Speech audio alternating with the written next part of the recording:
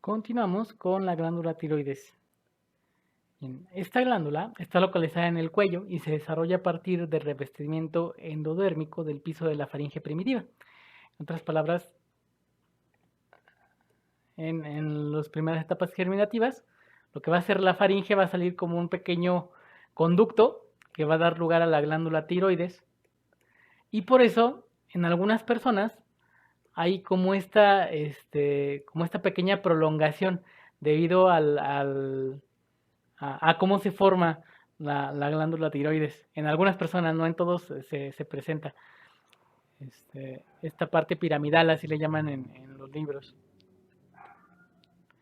Bien, entonces, la glándula tiroides está compuesta principalmente por folículos tiroideos, este, los que en general, perdón, están formados por un epitelio folicular simple cúbico.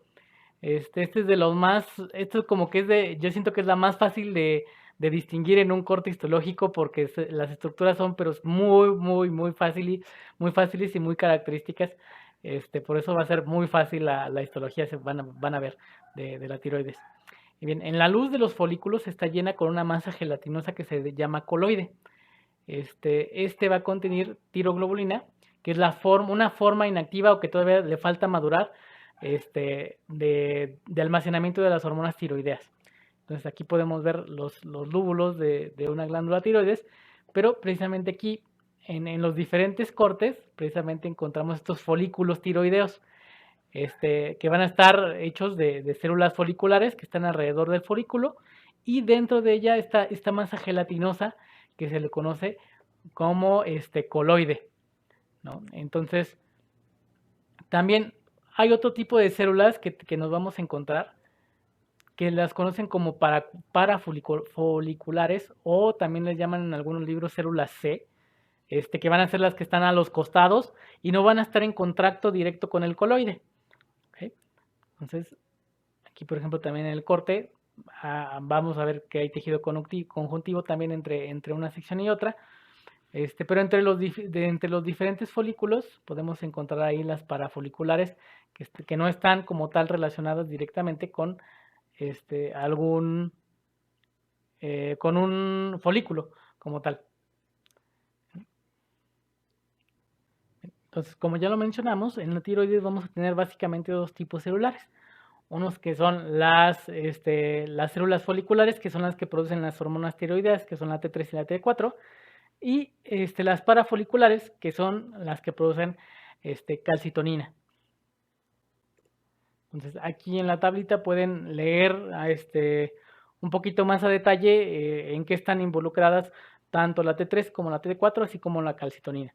Y los lugares donde se producen estas, ¿no? En el caso de la T3 y T4, las células foliculares, y en el caso de la calcitonina, o CT, en el caso de las parafoliculares, o sea, las que no están involucradas directamente con un folículo. Y podemos ver aquí en la imagen los dos tipos celulares. Aquí, por ejemplo, las que están marcadas con T son células foliculares, aquí se ve el núcleo de una.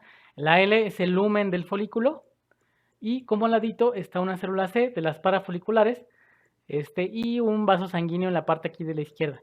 Aquí vemos un acercamiento a la célula C, a la parafolicular, perdón, y los gránulos de la calcitonina. Bien, entonces, alrededor de los folículos, y esto es importante, no solamente vamos a encontrarnos a las células C o las parafoliculares, sino que también nos vamos a encontrar con los vasos sanguíneos. Aquí, por ejemplo, en esta imagen me gusta mucho porque precisamente nos permite ver este tipo de imágenes las hacen perfundiendo, o sea, metiendo alguna sustancia, en algunos casos puede ser látex, en otros casos puede ser algún polímero, y después se quita todo el tejido vivo, bueno, no vivo en este caso, pero todo el tejido celular. Entonces nos permite ver cómo está la vascularización y aquí precisamente es una microscopía electrónica donde nos permite ver toda la vascularización que tienen los folículos, ¿no? Recordar todas estas células, perdón, todos estos capilarcitos que están alrededor de los folículos van a ser fenestrados. Y aquí podemos ver pues precisamente otras imágenes de los folículos, de cómo se ven las células foliculares, quizás de ahí algunas parafoliculares. Entonces es un tejido, como yo les digo, muy facilito de distinguir. Entonces, en respuesta a la estimulación de la TSH, las células foliculares reabsorben coloide y lo transportan, lo transportan y lo convierten en T3 y T4, y de ahí se va a la circulación. Entonces, si recuerdan, todas estas hormonas, la T3 y la T4, están muy involucradas con el metabolismo, y van a ser generadas o van a ser producidas gracias a la activación en la hipófisis. Entonces, primeramente es la glándula, primeramente es el hipotálamo, el que debido a algún estímulo genera la activación de la parte del lóbulo anterior de la glándula pituitaria de la hipófisis para que se segregue precisamente la TSH, o sea, la hormona estimuladora de la tiroides. Y de ahí, ya una vez que llega la tiroides, se empieza a dar este cambio en los folículos, de las células foliculares, para reabsorber coloide, transformarlo en T3 y T4, segregarlo, y ya una vez que se segrega y que tiene su acción en la célula diana, pues hay una retroalimentación negativa para que se inhiba la producción de TSH.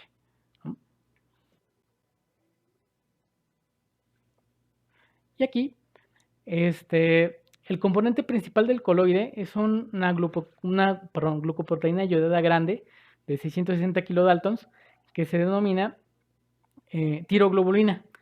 Esto contiene alrededor de 120 residuos de tirosina que después van a ser yodados, o que necesitan después convertirse, o más bien se les añade yodo para convertirlas en las T3 y la T4. Entonces, una vez que se da precisamente la señal, se empieza a reabsorber el coloide por las células foliculares, hacen una pequeña hidrólisis para convertir este precursor en la T3 y en la T4,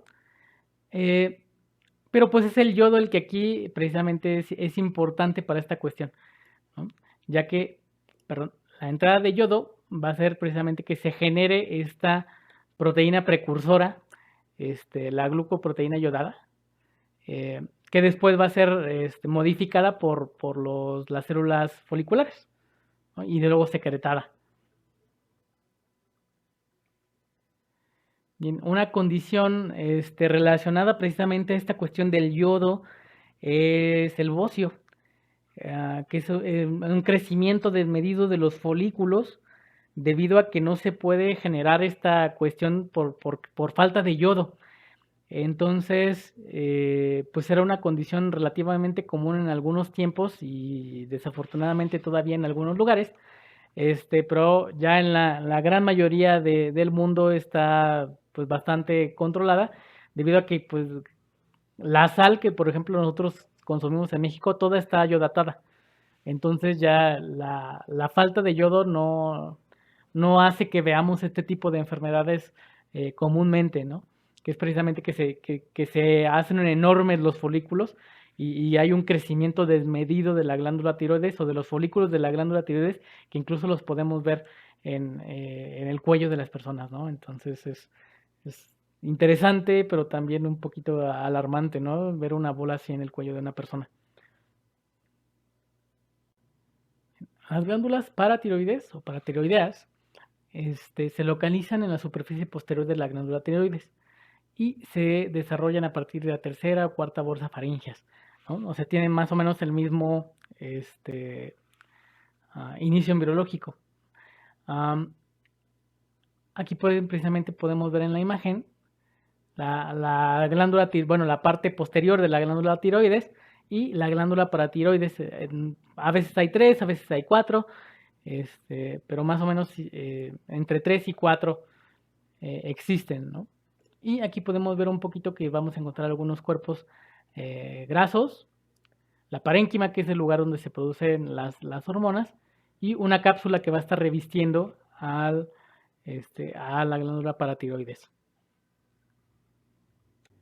Bien, las glándulas paratiroides en lo general suelen ser 4, están rodeadas por una cápsula y se ubica sobre la glándula tiroides. O a veces están parcialmente incluidas en ellas, o sea, a veces no hay como una forma de distinguir de una manera muy concreta entre la glándula tiroides y la paratiroides, debido a que están como inmersas. Y aquí en la imagen podemos ver precisamente un corte y una tinción de la paratiroides, aquí marcada, y con sus cápsulas, bueno, marcando las cápsulas, y la tiroides a un ladito viendo los folículos. Entonces es muy fácil distinguir entre la tiroides y la paratiroides debido a la histología, ¿no? Como les digo, los folículos de la tiroides son así como muy fáciles de distinguir comparados con otras estructuras.